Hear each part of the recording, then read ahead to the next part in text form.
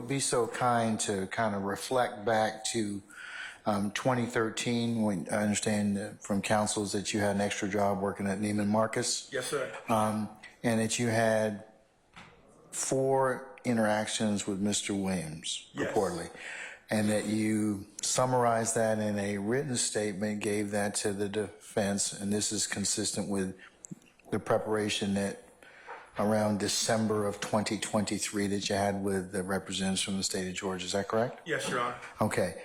If you could tell the court a little bit about those particular 4 interactions, as much as you can recall, consistent with what you told them. Yes, sir. Them being the state, okay? Yes.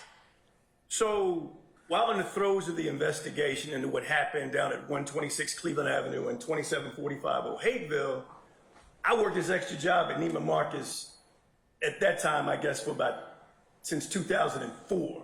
So I'm there every Friday. I had never seen Jeffrey Williams, to my knowledge, even come in the store. But a week, maybe 2 into my investigation, Jeffrey Williams comes in to Neiman Marcus, and I'm sitting on a stool. I've got on my City of Atlanta police uniform. I'm not a detective, in my detective attire. And I waved him over. I said, come here, let me holler at you right quick. I told him directly right then and there, this joker named Bean, he's put you in this car that went off that cliff over there on Old Hapeville, right into 126 Cleveland. I said, I'm telling you that because you're going to get the discovery anyway from somebody else in the car. You know what I mean? You're going to learn this happened. I'm telling you up front, I'm giving you 100%. This guy's putting you in the car. But what I did tell him was, the same guy, Bean, was identifying which gun he had during this commission of this robbery that turned into a police shooting. And I said, I'm not going to lock you up based on what Bean said alone. If there's DNA, because Touch DNA was really moving in 2013, if Touch DNA comes back with male profiles on him, I just said to him, boom.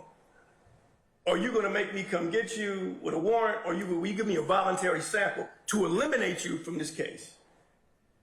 And I assured him, I said, I'm not going to lock you up with what Bean says alone. I need something else, because that's how I get down. So Mr. Williams was like, I don't even know what you're talking about. He was adamant. He seemed very nervous because, you know, I'm a uniform officer just coming up with this stuff in him right in some store he's coming to on his free time. A few weeks go by, maybe 3, because I got the DNA fast-tracked through the GBI. I learned from the analysts there were too many male contributors to the gun that Bean identified Jeffrey Williams being in possession of. They wouldn't be able to put a usable sample up into CODIS. So a few weeks later, Mr. Williams comes back in the store again. I don't know what day, but it was weeks after the first encounter. I said, yo, come here, let me holler at you.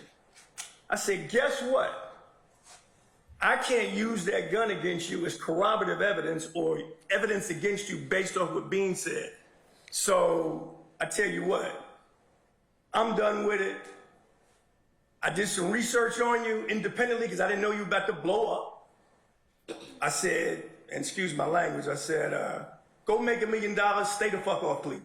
That's what I said to him. Maybe a month or 2 goes by after that. I'm at Neiman Marcus again.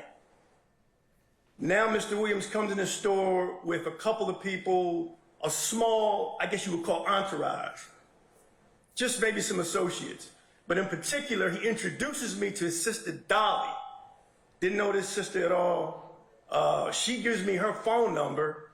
They asked me, would I be their road security, collectively, between Mr. Williams and his sister? I was like, that's not what I do. This has nothing to do with this case. I did take her number because Dolly gave me her number. I put it in my city issue phone, Dolly, Young Thug's sister, or something to that degree. And that was the end of it. The 4th encounter may have been months on down the road, might have been 6 to 8 weeks. Mr. Williams comes in. We don't have any verbal contact in the 4th encounter. My stool that I sit on is right at the downstairs escalator going in menswear. Mr. Williams is with DK, real name Walter Murphy. And from about 25 feet away from me, he's pointing to Walter Murphy's, like, right pocket to his pants, and there's a long stack of money in Walter Murphy's pockets as they go down the escalator. He points at it, and he doesn't say anything to me. He just makes reference to it, make sure I see it. I don't know what that meant, but that was that. So those were the encounters.